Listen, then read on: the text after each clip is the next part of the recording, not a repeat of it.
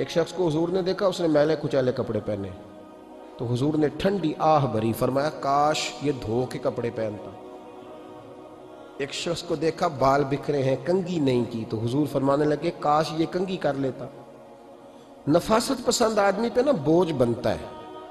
جو آدمی، آپ کو پتہ ہے کہ امام شافعی تو فرماتے ہیں جمعے والے دن غسل کرنا واجب ہے، ماتے غسل نہ کرے تو جمعہ ہی نہیں ہوگا۔ اگرچہ ہمارے امام صاحب کے نزدیک سنت ہے۔ یہ سنت کب بنا؟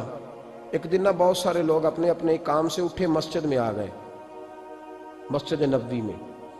کوئی کسان تھا تو کھیت سے اٹھ کے آ گیا، کوئی مزدور تھا تو مزدوری سے اٹھ کے آ گیا۔ تو مسجد میں جب بہت سارے لوگ جمع ہوئے نا، تو بعض لوگوں کو دقت محسوس ہوئی، تو رسول کریم علیہ السلام نے فرمایا کتنا ہی اچھا ہو کہ تم جمعے والے دن نہا کے آیا کرو۔ بس وہ صحابہ کا مزاج ہمارے والا نہیں تھا کہ تفصیل بتائیں، حکمت بتائیں، ملے گا کیا، ثواب کتنا، نہ نہائے تو گناہ، یہ کوئی نہیں۔ حضور نے کہا کہ نہا کے آؤ تو کتنا ہی اچھا ہے۔ پھر کسی صحابی نے کبھی بھی بغیر غسل کیے جمعہ ادا ہی نہیں کیا۔ کسی نے بغیر غسل کے کبھی جمعہ ادا ہی نہیں کیا نا۔ اسلام بڑا خوبصورت دین ہے۔ حضور نے فرمایا جو کچا پیاز کھائے وہ مسجد نہ آئے، پہلے مسواک کرے، دانت صاف کرے، پھر آئے۔ نبی پاک صلی اللہ علیہ وسلم نے فرمایا جو کچی مولی کھائے مسجد نہ آئے۔ مولی کھانا جائز ہے، پیاز کھانا جائز ہے، لیکن منہ سے بدبو آتی ہے۔ نبی پاک علیہ السلام کا ظاہری حسن کیا بات ہے۔ میلاد مبارکہ میں نبی پاک علیہ السلام کی جو چیز بڑی کھل کے واضح آتی ہوتی ہے وہ رسول اللہ کا حسن و جمال ہے۔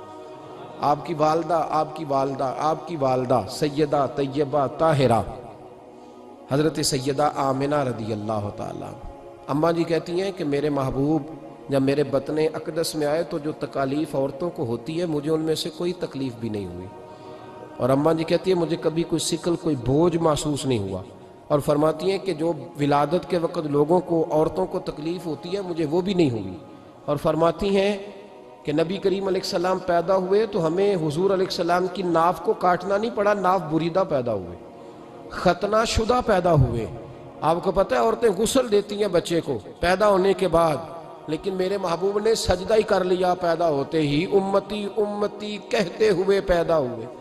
حق نے فرمایا کہ بخشا الصلاۃ والسلام، اور پہلے سجدے پر روز ازل سے درود۔ میرے امام فاضل بریلوی کا جو انداز تکلم ہے نا، اس کی بھی حد ہی کوئی نہیں، کوئی حد ہی نہیں، کہاں تک ان کی محبت جاتی۔ کہنے لگے پہلے سجدے پہ روز ازل سے درود، یادگاری یہ امت پہ لاکھوں سلام، یادگاری یہ امت پہ لاکھوں سلام۔ بتائیے بغیر وضو کے، بغیر غسل کے سجدہ ہو جاتا ہے؟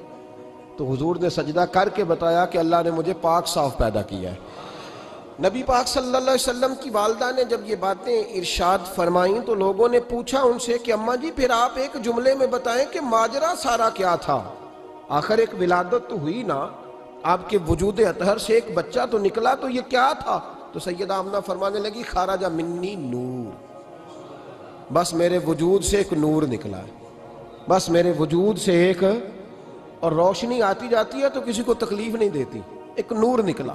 میرے رسول کریم علیہ السلام کو ظاہری حسن بھی کمال دیا، اور پھر حضور کی نفاست پسندی، صفائی پسندی۔ نبی پاک جب بات کرتے تھے نا تو حضور کے دانتوں سے نور نکلتا، اس کے باوجود حضور ہر وضو کے لیے مسواک کرتے۔ میں نے ہر نماز کے لیے نہیں کہا، میں اپنے لفظوں کا ذمہ دار ہوں۔ کس کے لیے بولے آپ حضرات؟ ہر وضو کے لیے، یعنی اگر نبی پاک نے وضو نماز کے لیے کیا تب بھی مسواک کی، اور اگر قرآن شریف کی تلاوت کے لیے کیا تو پھر بھی مسواک کی، کسی اور موقع کے لیے وضو فرمایا تو پھر بھی مسواک کی۔ اور سیدہ عائشہ فرماتی ہے جب بھی حضور گھر سے نکلنے لگتے پہلے مسواک فرماتے، حالانکہ رسول پاک کے دندان اقدس تو نور والے تھے، ضرورت ہی نہیں تھی۔ ہماری تعلیم کے لیے نفاست پسندی۔ ایک بات میں نے شروع کرنی ہے پر آپ نے ناراض نہیں ہونا، پہلے وعدہ کر لیں،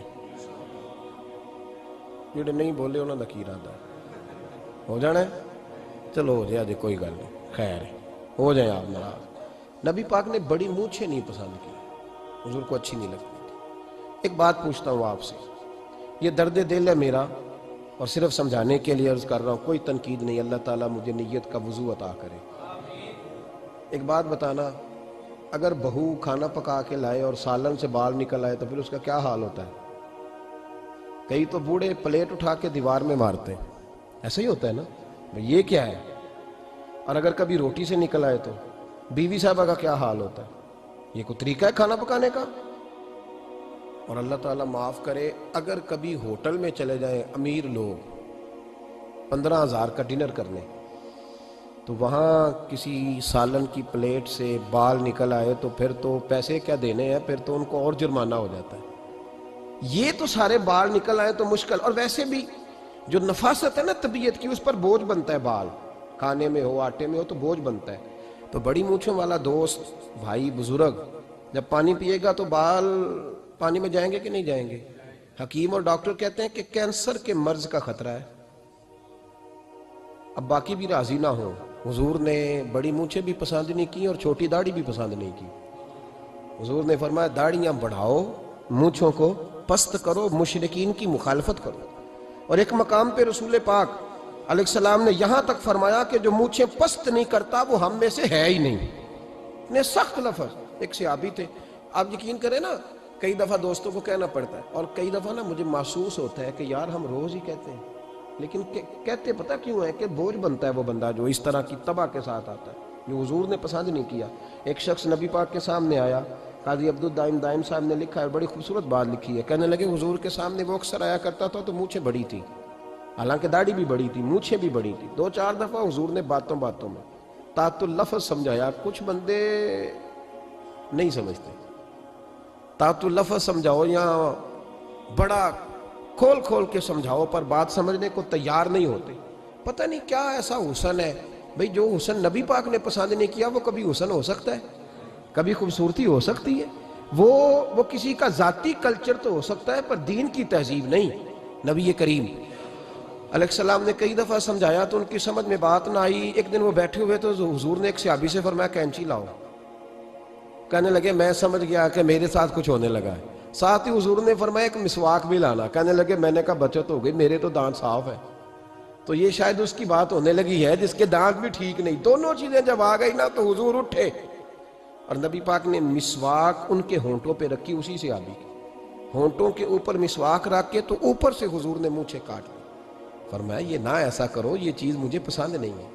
حضور نے نفاست پسندی کو۔ اب تو اللہ تعالیٰ خیر کرے، ملانگا آ گئے مارکیٹ میں، ملنگ، درویشی، فقیری، اور ان کے پاس رش بھی زیادہ ہے، ان کے درباروں پہ بھی رش زیادہ ہے۔ جی کہتے ہیں حضرت صاحب درویش آدمی ہے۔ بھئی روٹی تو پورے ٹائم پہ کھاتا ہے، مونچھیں کٹوانے میں ہی درویش ہو گیا ہے، نہ بال کٹواتا ہے نہ مونچھیں کٹواتا ہے۔ یہ گرو نانک کی تعلیمات ہیں، یہ نبی پاک کی تعلیم نہیں۔ وجود کا کوئی بال نہ کٹوانا یہ سکھوں کا طریقہ ہے، مسلمانوں کا یہ انداز، یہ کدھر کی فقیری ہے؟